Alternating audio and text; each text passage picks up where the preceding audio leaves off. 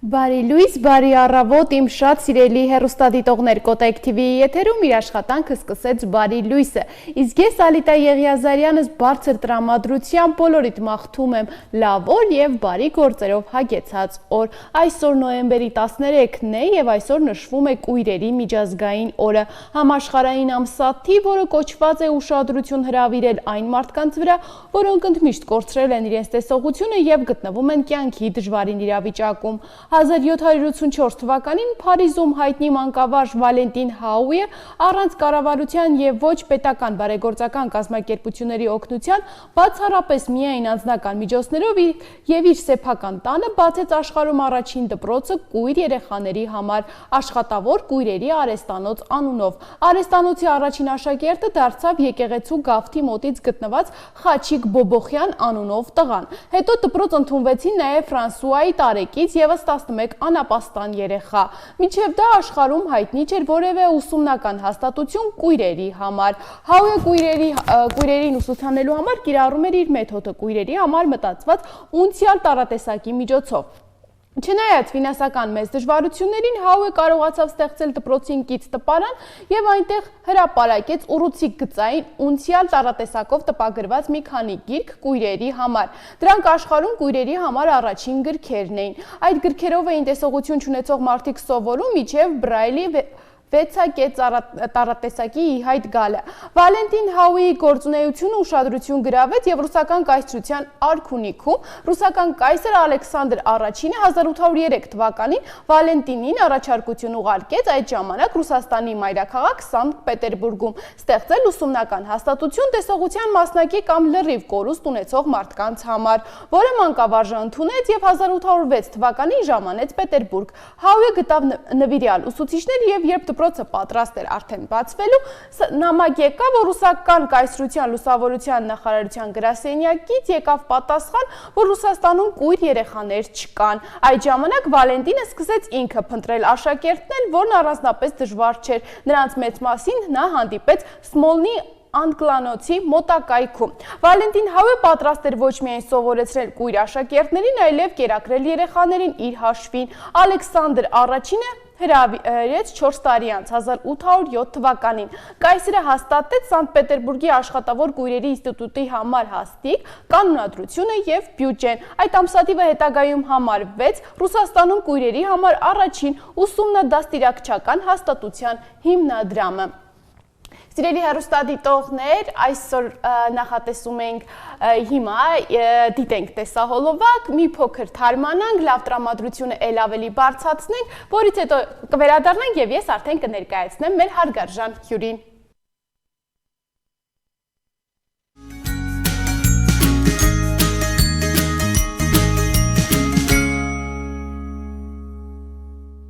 Հարգելի հեռուստադիտողներ, մենք վերադարձանք, շարունակում ենք հաղորդումը, մեր հյուրը արդեն տաղավարում է և այսօր խոսելու ենք Էնկիստվերների թատրոնի համահիմնադիրներից մեկի Սոնա Քանքանյանի հետ։ Բարև ձեզ։ Բարի լույս։ Շնորհակալ եմ մեր հրավերը ընդունելու համար։ Շնորհակալ եմ, որ հրավիրեցիք։ Սովորաբար մեր ավանդական հարցով ենք ուզում սկսել զրույցը, արվեստով լի մարդ լինելով և արվեստագետ լինելով, ինչպես է սկսում քո առավոտը։ Իմ առավոտը սովորաբար այսքան վաղ չի սկսվում, քանի որ ես շատ ուշ եմ քնում, հիմնականում աշխատում եմ գիշերը, իմ ստեղծագործական նախագծերի վրա։ Դրա համար առավոտս ավելի ուշ է սկսվում, հիմնականում սուրճով, ստուգում եմ բնականաբար սոցիալական ցանցերը ու միանգամից անցնում եմ այդ օրվա պլաններին, ամեն առավոտը տարբեր է, երբեք նույն առավոտը չի լինում, ոչ մի գրաֆիկ գոյություն չունի, այդ մի կողմից լավ է, մի կողմից դու չգիտես քեզ ինչ է սպասում, դե ինչ-որ պլանավորումներ կան, բայց հստակ։ Այսօր մենք խոսելու ենք թատրոնի մասին, Էնկիստվերների թատրոնի մասին, բայց միշտ դրան անդրադառնալը և հիմնադրման մասին խոսելը, մի փոքր ուզում եմ քո մասին պատմես, ինչպես սկսվեց քո ուղին դերասանական աշխարհում, թատերական աշխարհում և արդեն ինչպես հիմնադրեցիք թատրոնը։ Երբ փոքր էի, գնում էի հաղորդավարական տարբեր ստուդիաներ, նույնիսկ Հայրենիք հեռուստաընկերություն կար այն ժամանակ և 3 տարի հաղորդում եմ վարել Հայրենիք հեռուստաընկերությամբ։ Մտածում էին իմ ընտանիքի անդամները, որ հենց այդ ուղղությամբ էլ կշարունակեմ, բայց նկարահանումների ժամանակ ինձ սկսեց ավելի շատ դուր գալ ռեժիսորի աշխատանքը։ Դրանից հետո արդեն որոշեցի, որ պիտի դիմեմ թատերական ինստիտուտ, ռեժիսուրայի բաժինը, ու քանի որ ավելի շատ տարված էի թատրոնով, քան հեռուստատեսությամբ կամ կինոյով, տվեցի հենց թատրոնի ռեժիսուրա ֆակուլտետը։ Սովորել եմ Հրաչյա Գասպարյանի արվեստանոցում, մեր կուրսը եղել է խառը դերասանարեժիսորական կուրս, այսինքն մենք միաժամանակ եւ բեմադրում էինք եւ խաղում էինք մեր կամ մեր ընկերների ներկայացումների մեջ, հատվածների մեջ։ Այսպես է սկսվել, դրանից հետո մեր հիմնադիրներից Բալաբանյան Արմենը մասնակցում էր ժողովրդական արվեստների թանգարանում Այրոգիստերների թատրոնի կողմից կազմակերպված ստվերախաղքի վարպետաց դասերին եւ մեր խումբն առաջին անգամ հենց Տորքանգեղ եւ Հայկանուշ գեղեցիկ ներկայացման շուրջ է հավաքվել։ Դրանից հետո արդեն ես առաջարկեցի շարժական փոքրիկ թատրոն հիմնել եւ շարունակել գործունեությունը, քանի որ Արմենի առաջարկած ֆորմատը ստվերային ներկայացումների ինձ շատ էր դուր եկել եւ մեր երրորդ հիմնադիրը, ինչպես իմացաք, մենք երեքով ենք, ինքն էլ ֆինանսատեխնիկական հարցերով մեզ օգնեց եւ այսպես թատրոնը ձևավորվեց, մենք շարունակեցինք համալրել խաղացանկը։ Իսկ արդեն քանի տարի է, որ կա թատրոնը։ Նոյեմբերի 5-ին մի քանի օր առաջ լրացավ 2 տարին, մենք շարունակում ենք ստեղծագործել, ընտրել ենք հիմնական թեման հայկական առասպելներ, դյուցազներգություններ, սյուժեներ այդքան էլ շատ չեն, ավելի ճիշտ թեման կա, բայց հենց ձևավորված սյուժե կամ պիեսներ, թատերներ, որոնք կարող ենք միանգամից օգտագործել ներկայացումներում, շատ քիչ են, դրա համար օգտվում ենք տարբեր աղբյուրներից, երբեմն հենց մենք ենք գրում սցենարների վերածում տարբեր առասպելներ, ու այսպես։ Այդ թեմաները նշեցիք, որ առասպելներն են հիմնականում, որ երեխաներին էլ ավելի շատ հետաքրքրում են եւ շատ քիչ են դրանք բեմադրվում, ցուցադրվում, այ ընտրությունը ինչպես է իրականացվում, առասպելների ընտրությունները, թեմաները ինչպես եք ընտրում։ Ես գիտեմ,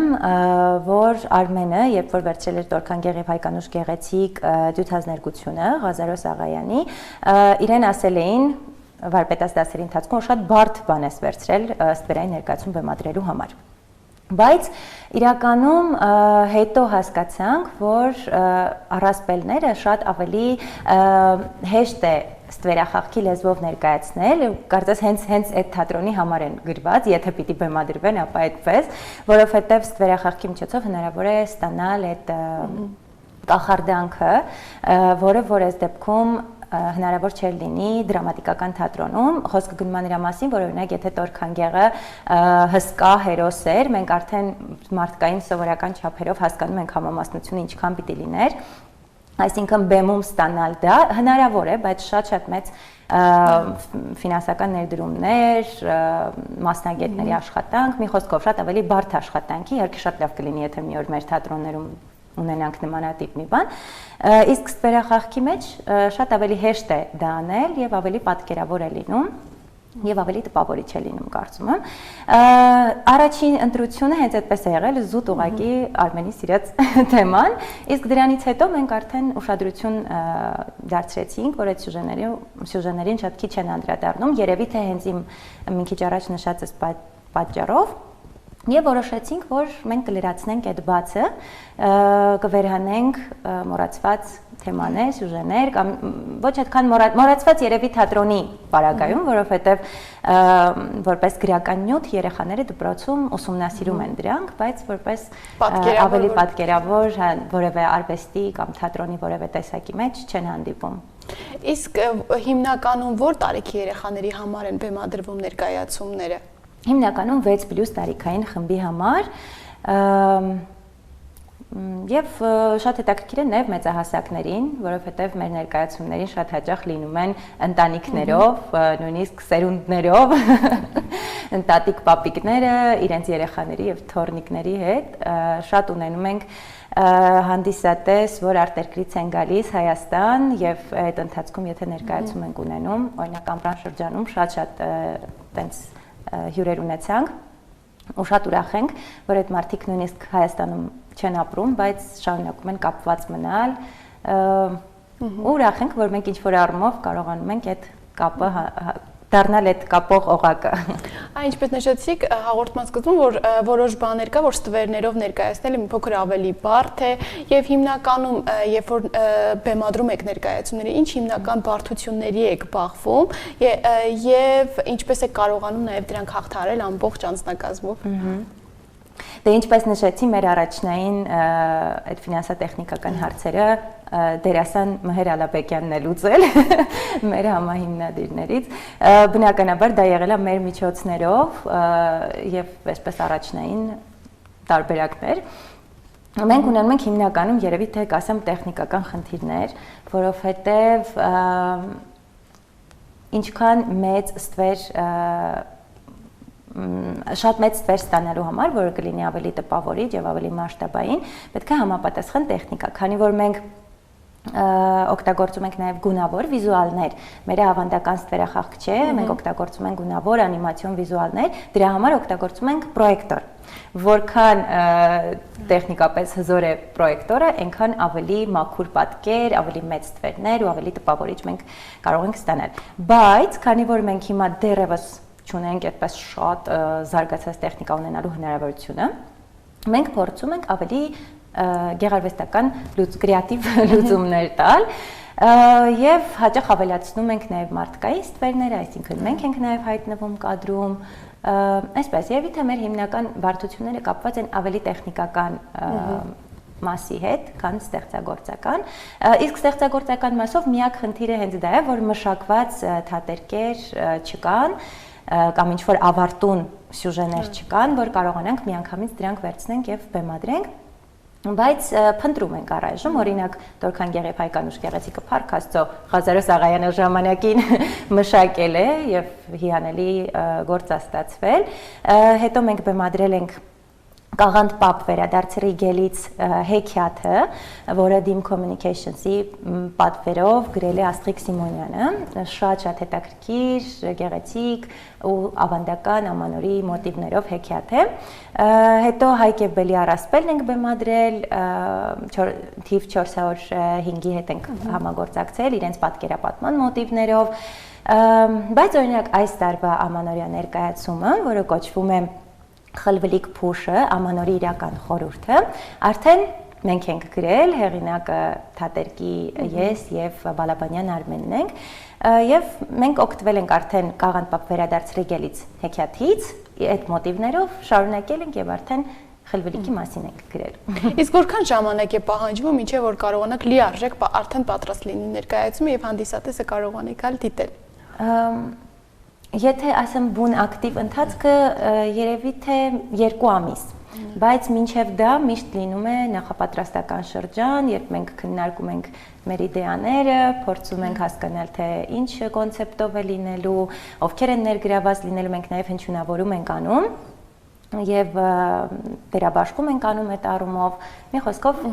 նախապատրաստական աշխատանքները երևի թե տևում են ամիսներ, սկզբում մինչև իդեան վերածվում է արդեն ինչ որ գալիս է հասնում է մի կետի, որ արդեն կարելի է ակտիվ process սկսել եւ դրանից հետո մոտ 2 ամիս ներկայացումը պատրաստ է։ Այ խոսում ենք թատրոնի ստեղծման մասին եւ ամենահետաքրքիրը հենց նաեւ անունն է, իսկ անունը ինչպես է ստեղծվել, Էնկի, հենց ինչպես առաջացավ անունը։ Դե քանի որ ասացի, որ մենք կենտրոնացել ենք, հենց որոշել ենք, որ կընտրենք առասպելներ, ցուցազներգություններ, իսկ Էնկին դա դեռևս աշխարհում հայտնի առաջին էպոսն է, շումերաքադական էպոսը, այսինքն որ երևի թե միտքս մի քիչ սխալ ձևակերպեցի, առաջինը հենց այդ էպոսն է թվագրվում, որ հայտնի է մարդկությանը, այսպես դրանից հետո էլի շատ էպոսներ են բնականաբար գրվել, եւ քանի որ գլխավոր աստծո անունը շումերաքադական էպոսի Էնկի հայա է, եւ որոշակի աղբյուրներում մենք կապ ենք տեսնում հայկական դիցաբանության հետ, եւ որոշեցինք հենց առասպելական անուն ընտրել եւ գնալ են ամենա հին ժամանակների վերցնել այսպես որպես սկիզբ, քանի որ մեզ հաճախ ասում են դուք հեթանոս եք, որ այդ սյուժեներն եք անդրադառնում, կարծում եմ անիմաստ է ասել, որ ոչ, ուղղակի օրինակ եթե վերցնենք հունական դիցաբանությունը, հույներն են այսօր քրիստոնյա, բայց իրենց դիցաբանության հիմքի վրա շատ աշխարհահռչակ արտիստներ անտիկ շրջանից մինչև այսօր ստեղծագործում են եւ շատ հետաքրքիր սյուժեներ են այնտեղից վերցնում, շատ համամարտկային թեմաներ, որը կապված է, չգիտեմ, մարդու ինքնաբացահայտման ճանապարհի, աշխարհը ընկալելու, փոխհարաբերությունների եւ մի շարք այլ նմանատիպ հոգեվոր թեմաների։ Ես շատ սիրում եմ սոցիալական թեմաներով հեքիաթները, որոնք սովորեցնում են, թե ինչպես մարդը պիտի իրեն դրսևորի սոցիումում, օրինակ ամենահայտնի տարբերակը Թումանյանի հեքիաթներն են, կամ մտածողություն, որ ունի մարդը։ Բայց այս սյուժեների մեջ մենք ավելի շատ գտնում ենք այդ հոգեվոր մոդելը, այս դեպքում կոնկրետ հայ հերոսի, առասպելական հերոսի մոդելը, ինչպիսին լինել, այլ ոչ թե ինչպիսին չլինել, եւ կարծում ենք, որ դա եւս երեխաների համար շատ կարեւոր է, էլի ունենալ, եթե պիտի անբանհուրի ձախորդ փանոս, անխելք մարդ չլինես, ապա ով պիտի լինես։ Այ նշեցիք, որ մարդկանց նաև փոխհարաբերությունների մասին, իսկ երբ որ երեխաներն են նայում, մի փոքր նաև դժվար է երեխաների հետ աշխատելը, քանի որ նրանք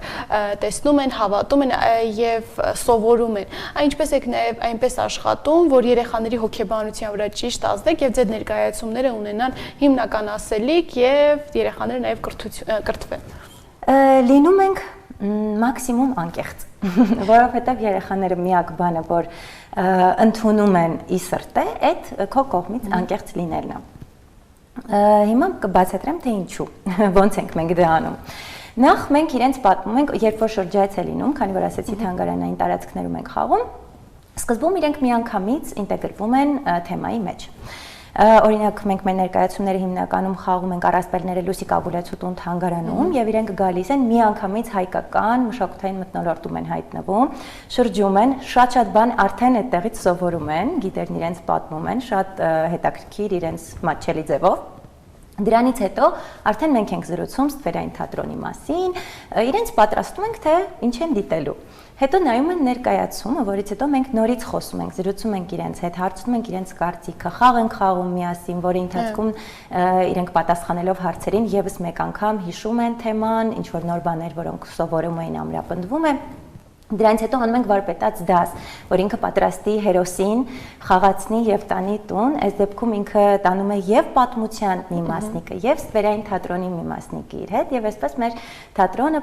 առասպելը եւ ընդհանուր էտորը մնում է միշտ իր հիշողության մեջ։ Մենք միշտ հարցնում ենք իրենց կարծիքը,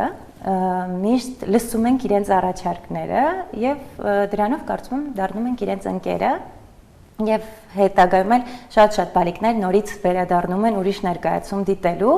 իրենք համեմատում են, որն իրենց ավելի շատը դուր եկավ։ Հոսքով այդպես ենք աշխատում երեխաների հետ եւ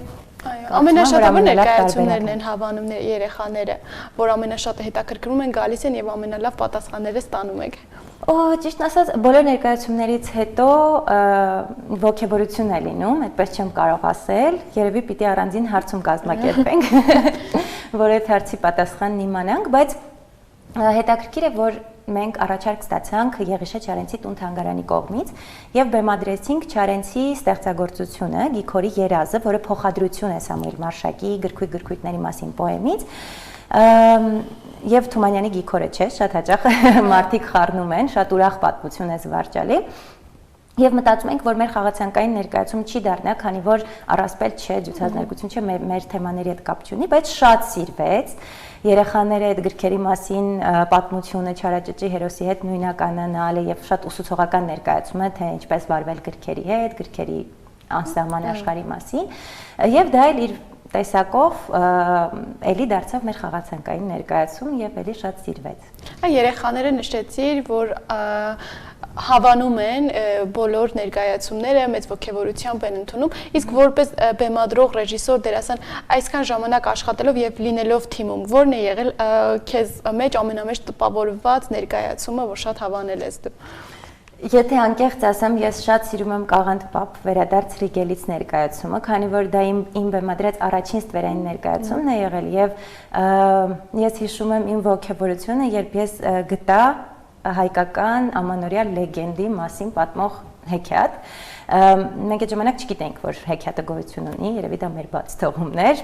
մենք դա բեմադրել ենք 2023 թվականին, երբ դառնում էր 24 Եվ այդ պահի դրությամբ, եթե չեմ սխալվում, դրանից 11 տարի առաջ էր հրատարակվել հեքիաթը, ու մենք մտածեցինք, Կաղանդ պապի մասին փնտրենք, տեսնենք ինչ կա, քանի որ արդեն որոշել ենք, որ այդ սյուժեներով ենք անելու, ու շատ մեծ էր մեր ողջավորությունը, որ բացահայտեցինք, որ կա հայկական ամանորյա լեգենդ եւ կան շատ հետաքրքիր հերոսներ, մենք դեմ չենք Սանտա Կլաուսին եւ Ձմեռ պապիկին, նորմալ է, մենք պետք է քայլենք աշխարհի հետ համատեղ, պետք է մեր երեխաները ծանոթանան, թե ինչ կա աշխարհում, բայց օրինակ մեր ամանորյա ներկայացումների սկզբում միշտ պատմում ենք երեխաներին, որ աշխարհի տարբեր ծայրերում, տարբեր ազգեր, տարբեր ձև են ասում այդ հերոսին։ Օրինակ Իտալիայում ասում են Բաբո Նատալե կամ Ֆրանսիայում ասում են Պեր Նոել, մի խոսքով ռուսներն ասում են Դեդ Մարոզ, ամերիկացիները Սանտա Կլաուս, մենք ասել ենք Կաղանդ պապ, ինչի մենք մերի մասին էլ չպատմենք։ Նամանավանդ որ հեքիաթը գրված է շատ ժամանակակից, պատկերապատումն արված է Վրեժ Քասունու կողմից շատ գեղեցիկ եւ մենք ունենք թույլտվություն եւ օգտվել ենք պատկերապատումից։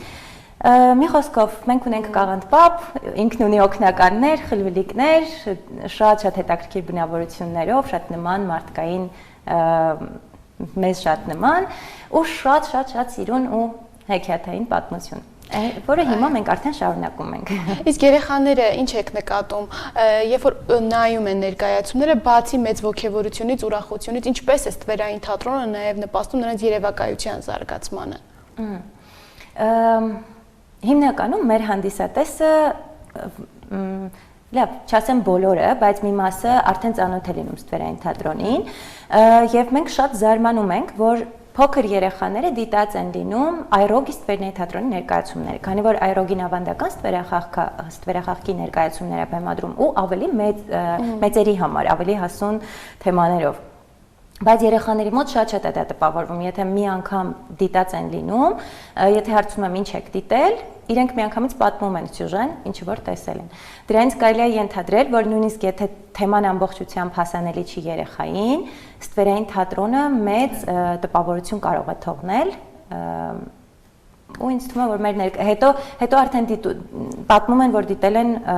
օրինակ պետական որևէ թատրոնում ներկայացում ստվերային կամ մեկ այլ, չգիտեմ, կամ իրենք են ինչ-որ մի բան բեմադրել եւ արդեն կարողանում են համեմատել, քանի որ այս բոլոր ներկայացումները ստվերային ներկայացումներ են, բայց շատ տարբեր են իրարից եւ իրենք արդեն սկսում են տարբերակել ու նոր ինչ-որ առաջարկներ են անում, ասում են, օրինակ մի երեխա կա շատ հետաքրքիր բան ասեց կարող ենք հերոսներ անել եւ համակարգչային խաղերի մեջ ոնց է որ իրար հետ կրվում էր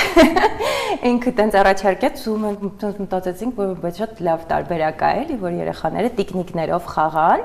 եւ հենց այդպես միավորներ հավաքեն եւ այլ այսինքն դա վերածվի ինչ որ համակարգչային խաղի բայց ռեալ լինի եւ իրենք խոսեն եւ իրենք խաղացնեն չգիտեմ նոր սերունդը ինչ որ խելագար մտքերով բայց օրինակ մեր մտքով երբեք չէր անցնի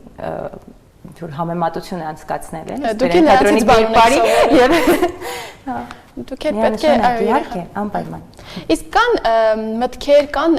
բեմադրություններ եւ առասպելներ հեքիաթներ որ դեռ ծրագրի մեջ են բայց դեռ չեք իրականացրել եւ ինչ պատճառներով հնարավոր չի եղել ներկայացումները բեմադրել այո կան Քանի որ կան հայկական շատ նմանատիպ սյուժեներ օրինակ Վահագն Վիշապաքաղի առասպելը Մենք շատ ենք ուզում անդրադառնալ, նույնիսկ ինչ-որ մի պահի սցենար գրվեց, հետո այդտեղ որոշակի թույլ տեղեր նկատեցինք, որոշեցինք, որ հետո նորից կանդրադառնանք, եւ նաեւ պատկերապատման հետ կապված, որովհետեւ դա մեծ նկարչական աշխատանք է։ Մի խոսքով կան, մենք ունենք շատ մեծ երազանքներ, կապված ավելի մեծ մասշտաբի ներկայացումներ անելու հետ, քանի որ այս պահին նաև տարածքի առումով թանգարանային տարածքով պայմանավորված մենք մեկ ներկայացման ընթացքում ընդամենը 30 հոգի հանդիսատես կարող ենք ընդունել եւ դրանով էլ պայմանավորված է նաև արժեքը Եթե կարողանանք ավելի մեծ մասշտաբի ներկայացումներ անել, ավելի մեծ թատրոնների դահլիճներում, այդ դեպքում կարծում եմ, որ ավելի շատ մարդկանց հասանելի կդառնա, բայց ամեն դեպքում կարծում եմ, որ ծրագիրն այնքան հագեցած է, եւս մեկ անգամ նշեմ, որ ունենք թանգարանային շրջայցեր, զրույցներ, ներկայացում, խաղ, վարպետաց դաս եւ վերջում երեխաները վերցնում են իրենց այդ տիկնիկները վարպետաց դասի։ Կարծում եմ, որ այդ հագեցած ծրագրի համար արժե վճարել, գալ, մասնակցել։ Իսկ Սոնա ջան, ինչ ես պատկերացնում, ինչ դեր ունի ստվերային թատրոնը ժամանակակից թատերական մշակույթում, ինչ տեղ է զբաղեցնում։ Ես կարծում եմ, որ ցանկացած արվեստի տեսակ պետք է քայլի ժամանակին համահունչ։ Երբեք պետք չի վախենալ, որ ինչ-որ նոր տեխնոլոգիաներ կխամրեցնեն որևէ արվեստի տեսակ, օրինակ այս դեպքում թատրոնը կամ ստվերախաղքը։ Եվ դրա վառ ապացույցն այն, որ Արմենը առաջին ներկայացումը բեմադրելիս օգտագործել էր արհեստական բանականություն, եւ դա 2 տարի առաջ այդքան էլ տարածված չէր ինչքան այսօր, բայց մենք այսօր էլ աշխատում ենք արհեստական բանականության հետ, փորձում ենք համագործակցել եւ իհարկե ոչ հաճախ ենք ստանում այն մաքսիմալ արդյունքը, որը մենք ենք ակնկալում, որտեղ այդտեղ էլ բարդություններ կան, բայց փորձում ենք հինը նորի հետ համադրել եւ կարծում եմ միակ տարբերակն է, որ ինչ-որ բան շարունակական կլինի։ Թատրոնի դեպքում կարծում եմ, որ ոչինչ թատրոնին չի հաղթի, որովհետև կենթանի արվեստ է եւ մարդիկ ինչ ժամանակում էլ որ ապրեն, ինչ տեխնոլոգիաների դարաշրջանում էլ ապրեն, միևնույն է կարիքը լինելու է կենթանի շփման։ Մեր պարագայում, քանի որ ես ասացի, որ հնչյունավորում ենք անում, դա էլ է պայմանավորված տեխնիկական խնդիրների սուղ լինելու հետ, քանի որ մենք կարողանում ենք առասպելների մեջ ստանալ բազմաձայնություն, որը կլինի տպավորիչ, որովհետև անկեղծ եթե ինչ-որ հումորային սատիրիկ թեմա վերցնեինք, օրինակ 2 կամ 3 դերասանը եթե 15 հոգու տեղում ձայները փոխելով անեին, դա կարող էր աշխատել, բայց եթե օրինակ Հայկ Նահապետը, Բելը եւ ինչ-որ, չգիտեմ, զինվորը բոլորը խոսում են նույն ձայնով, չեմ կարծում, որ ինչքան էլ արտիստը ձայնը փոխի, միևնույնն է, այդ պահին դա հասկացվում է։ Իսկ մաքսիմալ այդ էֆեկտը ստանալու համար մենք հնչյունավորում ենք անում, բայց եթե մենք ունենանք էլի նորից ասեմ մեծ հնարավորություններ, մենք կարող ենք, քանի որ մեր հնչյունավորումն անում են օրինակ Դավիթ Հակոբյանը, Սամվել Թոփալյանը, Զարուհի Հովհաննիսյանը, Արմեն Ավասարդյանը, շատ հայտնի եւ ոլորտում մեծ իրենց գործի վարպետ արտիստներ, մենք կարողանանք այդ մարդկանց հրավիրել եւ մենք կունենանք այդ ձայնը արդեն կենթանի տեղում։ Բայց Իսկ բացի ամանորյա ներկայացումից, որ նշեցիր, ինչ այլ նոր ներկայացումներ է սպասվում, իջև ամանորյա ներկայացումը կան պատրաստի ներկայացումները, որ ցուցադրվելու են։ Այո, մենք ունենք այս պահին մեր խաղացանկում Տորքանգեղ եւ Հայկանուշ գեղեցիկը, Հայկ եւ Բելը, Գիգորի երազը, որոնք մինչեւ ամանոր այլևս չենք խաղա, որովհետեւ մեզ մոտ արդեն դասարանական այցերի գրանցումները բաց են եւ մենք ստանում ենք ակտիվ նամակներ, զանգեր, այս շրջանը ամանորի շրջանը մինչեւ հունվարի կեսերը մենք նվիրում ենք Կաղանդ-Պապ վերադարձրեկելից եւ հիմա արդեն նաեւ Խլվլիկ Փշի մասին հեքիաթին։ Դրանից հետո նորից խաղացանք կվերադառնան մյուս ներկայացումները եւ արդեն վստահաբար նոր ոչ արդեն ամանորյա ներկայացում կավելանա խաղացանկին։ Իսկ մինչ այդ կարող եք գալ ամանորյա ներկայացումները դիտելու։ Իսկ ընդհանուր առմամբ ինչպես ես պատկերացնում ձեր թատրոնի հետագա ապագան եւ ինչ նոր բաներ ունեք անելու։ Ես հուսով եմ, որ մենք կկարողանանք ճիշտ ձևով մարդկանց պատմել մեր գործունեության մասին, որովհետեւ դա էլ է շատ դժվար աշխատանք, գովազդ է, որը միտված է ցույց տալու, թե իսկապես դու ինչով ես զբաղվում, այլ ոչ թե ուղղակի տոմս վաճառելուն, այլ ներգրավելու մարդկանց, ովքեր կիսում են քո հետաքրքրությունը, մեր օրինակ, մեր թիմի հետաքրքրությունը, ինչը որ մեզ համախմբել է ստվերային թատրոնի գաղափարի շուրջ, այ գտնել նմանատիպ մարդկանց, ովքեր կդառնան մեր հանդիսատեսը, կգան, կվայելեն եւ ինչ որ մի բան իրենց հետ կտանեն։ Այսինքն խոսքը միայն գումար աշխատելու մասին չի, ինչը շատ կարևոր է, որ կարողանանք շարունակել լինել, բայց առաջնայինը հենց գտնել մեր հանդիսատեսին եւ ընդլայնել հետաքրքրություն, առաջացնել մարդկանց մոտ նմանատիպ սյուժեների, այս թատրոնի տեսակի եւ մեր առաջարկած ոճի հանդեպ։ Եվ եթե դա մեզ հաջողվի, եթե մենք կարողանանք այս առումով ավելի շատանալ, մենք արդեն կարծում եմ, որ նաև կունենանք հնարավորություններ ավելի մեծ դահլիճներ, ավելի մեծ ներկայացումներ, ավելի բարձր որակի, քան այսօր, չնայած մեր ներկայացումներն այսօր էլ ինձ թվում է, որ շատ դիտարժան են, բայց ամեն դեպքում միշտ կաճելու տեղ եւ միշտ կարելի է փորձել նորություն, աշխարհում կան շատ տարբեր ստվերային թատրոններ, կան շատ տարբեր տեխնիկների պատրաստման տեխնիկաներ, որոնք մենք եւս կուզեինք սովորել, շատ կուզեինք փառատոների մասնակցել կամ վարպետաց դասերի։ Մի խոսքով մենք մտածում ենք այդ ուղղությամբ, բայց ամեն ինչ քիչ-քիչ, փոքրիկ քայլերով։ Ինչպես նշեցի, որ թեկուզ թանգարաններում է լինում ներկայացումները, բայց այդ լեփլեցուն դահլիճները եւ երեխաների մեծ ոգևորությունը արդեն իսկ նպաստում է, որ դուք շարունակեք ձեր աշխատանքը եւ նորանոր ներկայացումներ հիմնեք, որտեղ ձեր հիմնական հանդիսատեսը երեխաները մեծ ոգևորությամբ ձեզ սպասում են։ Հա, փառք Աստծո, այո, մենք շատ վախենում ենք, որ ամռանը միգուցե այդքան շատ չլինի, բայց ի զարմանս մեզ մենք մեր ամռան ընթացքում դրված բոլոր ներկայացումները sold out ենք ունեցել եւ շատ մեծ ոգևորությամբ պատրաստվել ենք ձմեռային խաղաշրջանին։ Շնորհակալ եմ շատ Սոնա ջան հետաքրքիր զրույցի համար, ձեզ մաղթում եմ նորանոր հաջողություններ եւ հուսով եմ ելի կհանդիպենք։ Ես էլ շատ շնորհակալ եմ, որ հրավիրեցիք, շատ այսպես դրական էներգիա կա ձեր տաղավարում, դες էլ մաղթում եմ բարի եթերներ։ Շնորհակալ եմ։ Հարգելի հեռուստադիտողներ, հիշեցնեմ, որ այսօր զրուցում ենք Էնկի ստվերների թատրոնի հիմնադիրներից մեկի Սոնա Քանքանյանի հետ, իսկ այս պահին առաջարկում եմ դիտենք տեսահոլովակ, վերադառնանք եւ շարունակենք հաղորդումը։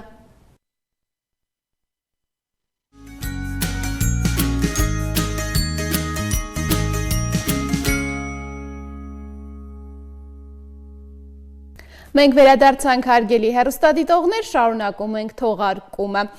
Շոկոլադի մասին բոլորը չէ, որ միանշանակ նույն կարծիքը ունեն։ Մի մասը նշում է, որ այն նպաստում է ավելորդ քաշին, մյուսները նշում են, որ այն վնասակար է ատամների համար, իսկ երրորդ խումբն ասում է, թե այն վնասում է մարսողական համակարգին ու աղեստամոքսային տրակտին ու նպաստում դիաբետի զարգացմանը։ Բոլոր դեպքերում չափավոր օգտագործելու դեպքում այն օգտակար է։ Օրինակ, մուգ շոկոլադը պարունակում է մեծ քանակությամբ հակաօքսիդանտներ, իսկ օրինակ կաթնային շոկոլադը ունի բարձր կալորիականություն կաթի շնորհիվ։ Բոլորը պնդում են, որ շոկոլադը նպաստում է դիաբետի առաջացմանը, սակայն գիտնականների բազմաթիվ ուսումնասիրություններ ցույց են տվել, որ շոկոլադում կան ֆլավոնոիդներ, որոնք ունեն հակաօքսիդանտի էֆեկտ։ Այս ֆունկցիայի միջոցով նրանք դառնում են հակաբորբոքայիններ, որոնք նվազեցնում են դիաբետի հավանականությունը օրգանիզմում ինսուլինի նկատմամբ զգայունության բարձրացման շնորհիվ։ Շոկոլադը պարունակում է մեծ քանակությամբ կոֆեին եւ տեոբրոմին, որոնք էներգիայի հզոր աղբյուր են։ Որքան մուգ է շոկոլադը, այնքան շատ է նրա մեջ պարունակվող էներգիան։ Ավելին, մյուս էներգետիկներից շոկոլադը տարբերվում է նրանով, որ այն մի քանի ժամ հետո ձեզ չի դատարկում ու չի թուլացնում, ինչը հատուկ է այլ էներգետիկ հյութերին ու արհեստական հավելումներին։ Իսկ չափավոր օգտագործելու դեպքում այն միանշանակ օգտակար է մեր օրգանիզմին։ Հարգելի հեռուստադիտողներ, իսկ հիմա առաջարկում եմ խոսենք Լաոսի մասին, այն մի երկիր է, որ իր մեջ միավորում է հարուստ բնությունը, անսահման գեղեցիկ պատմությունը եւ հյուրընկալ ժողովուրդը։ Իսկ երկրի պատմության եւ մշակույթի մասին առաջարկում եմ միասին բացահայտենք դիտելով պատրաստված տեսանյութը։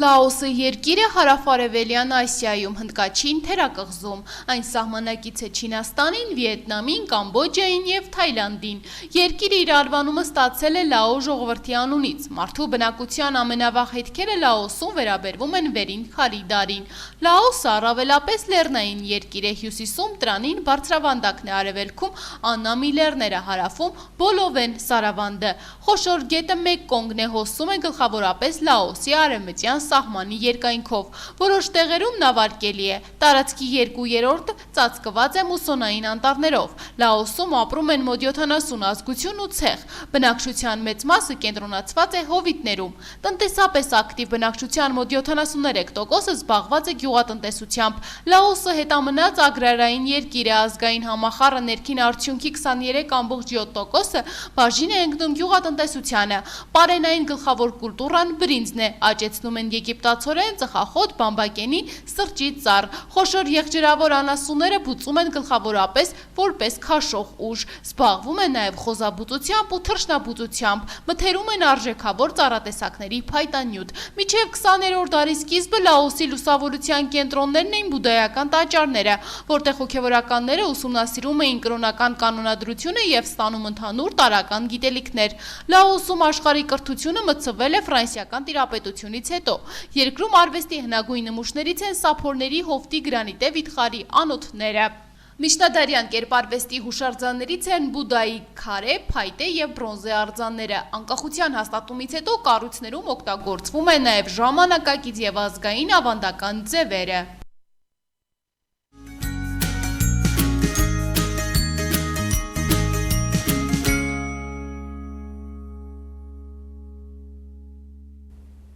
Հարգելի հեռուստադիտողներ, շնորհակալություն եմ հայտնում առավոտը մեզ հետ սկսելու և մեզ դիտելու համար։ Ձեզ մաղթում եմ հաճելի աշխատանքային օրվա շարունակություն, իսկ մենք արդեն կհանդիպենք վաղը։ Հաջողություն։